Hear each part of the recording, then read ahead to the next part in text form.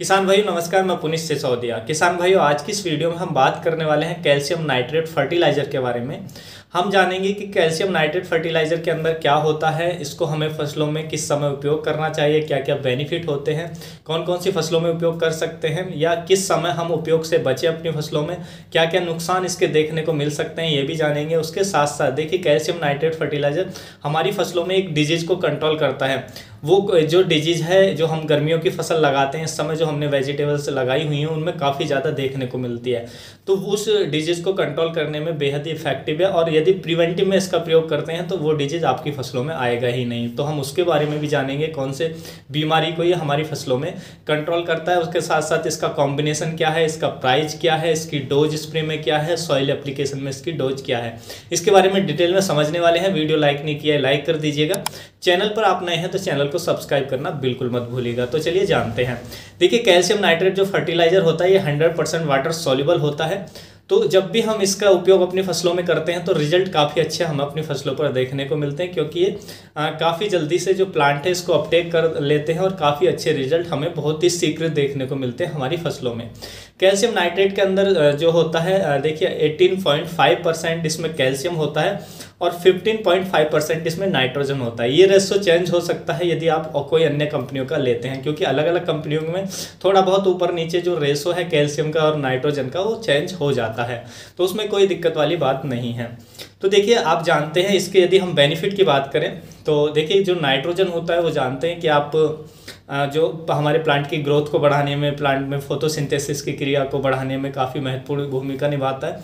जो नाइट्रोजन होता है कैल्शियम नाइट्रेट में वो नाइट्रेट फॉर्म में ही होता है, तो ये ग्रोथ के लिए काफ़ी अच्छा है। उसके साथ साथ इसमें जो कैल्शियम होता है ये क्या है, हमारे जो प्लांट की सेल वॉल होती हैं उनको मजबूत करने का काम करता है, जिससे हमारे प्लांट में रेजिस्टेंस डेवलप होती है डिजीज़ के प्रति, अन्य कीटों के प्रति।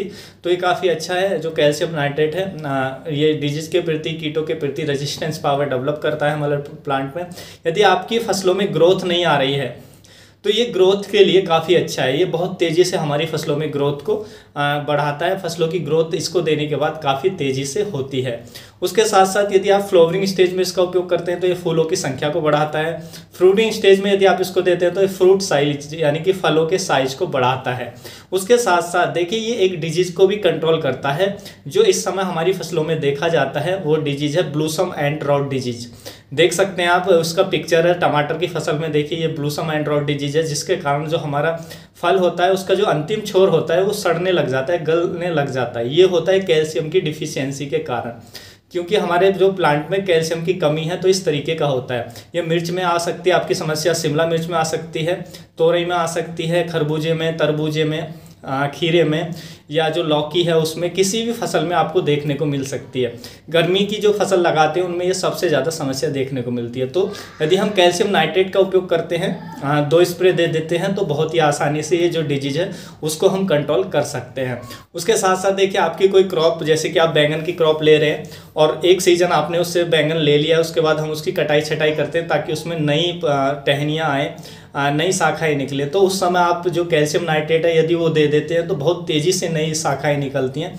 उसी तरीके से जब हम उसमें अंगूर की फसल में प्रूनिंग करते हैं, कटाई छटाई करते हैं, तो उस समय हम अंगूर में भी इसको चला सकते हैं ड्रिप के माध्यम से, या स्प्रे देते हैं तो उसमें भी बहुत तेज़ी से शाखाएँ निकलती हैं। तो ये ब्रांचेज निकालने में बहुत ही महत्वपूर्ण भूमिका निभाता है। यदि आप कैल्शियम नाइट्रेट का उपयोग अपनी फसलों में करते हैं तो ग्रोथ अच्छी आएगी, उसकी जो ब्रांचेज है तेज़ी से निकलेंगी। उसके साथ साथ ये हमारे जो फूलों की संख्या को बढ़ाता है, फलों के साइज को बढ़ाने में महत्वपूर्ण भूमिका निभाता है। यदि फलों का साइज इंक्रीज नहीं होता है तो कैल्शियम नाइट्रेट का उपयोग करते हैं तो फलों का जो साइज है वो काफ़ी अच्छे से बढ़ता है, फसल हरी भरी दिखने को मिलती है, हमें फसल अच्छी रहती है, तो जिससे हमें जो टोटल उत्पादन है वो काफ़ी अच्छा देखने को मिलता है। तो ये इसके बेनिफिट हमें देखने को मिलते हैं। यदि हम इसके नुकसान की बात करें, क्या क्या हमें नुकसान हो सकते हैं, तो देखिए, पहला नुकसान, यदि आपकी क्रॉप की ग्रोथ पहले से ही काफ़ी ज़्यादा बढ़ती जा रही है तो आप कैल्शियम नाइट्रेट का उपयोग ना करें, क्योंकि इससे काफ़ी ज़्यादा और ग्रोथ बढ़ेगी आपकी फसलों की, जिसके कारण फल और फूल कम आते हैं। जिन फसलों की ग्रोथ ज़्यादा होती है उन फसलों पे फल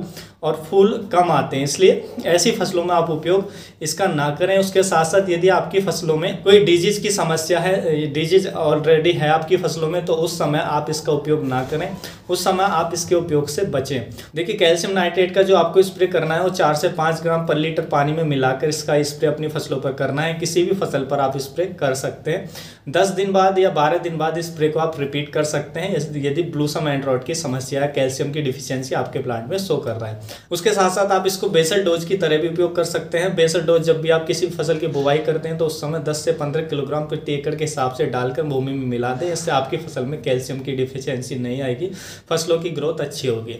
उसके साथ साथ आप इसको ड्रिप में भी चला सकते हैं। यदि आपकी फसलों की ग्रोथ अच्छी नहीं आ रही है, फसलों की में आपको अधिक ब्रांचेज निकालनी है, फूलों की संख्या कम है, और यदि आपके फसलों में जो फलों का साइज है वो अच्छा नहीं है, तो आप ड्रिप के माध्यम से भी इसको दे सकते हैं। ड्रिप में आपको वही देना होता है, 5 ग्राम पर लीटर पानी में मिलाकर आपको ड्रिप के माध्यम से आप इसको अपनी भूमि में चला सकते हैं। तो इससे ग्रोथ अच्छी आएगी, जो आपका फलों का साइज है वो भी अच्छा होगा, फूल भी अधिक संख्या में आएंगे।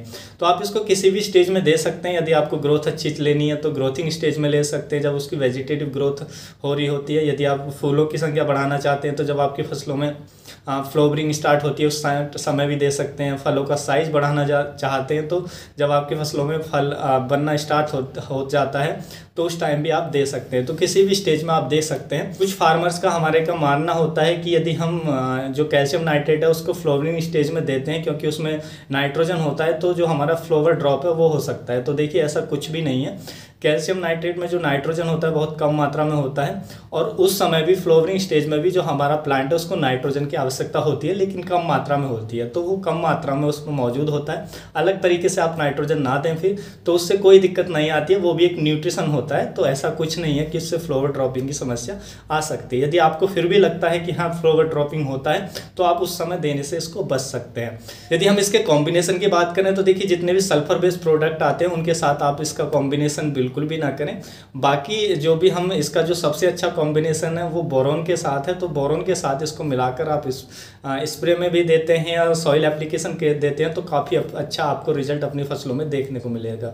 तो बोरोन के साथ इसका कॉम्बिनेशन एकदम ज़बरदस्त है। तो बोरोन के साथ आप इसको जो कैल्शियम नाइट्रेट है उसको अपनी फसलों में दे सकते हैं, स्प्रे के माध्यम से भी या ड्रिप सिस्टम के माध्यम से भी आप दे सकते हैं। यदि हम इसकी कीमत की बात करें तो इसकी जो 10 किलोग्राम की जो प्राइस है वो आपको 500 रुपये के आसपास मिल जाती है। तो ये इसकी कीमत है।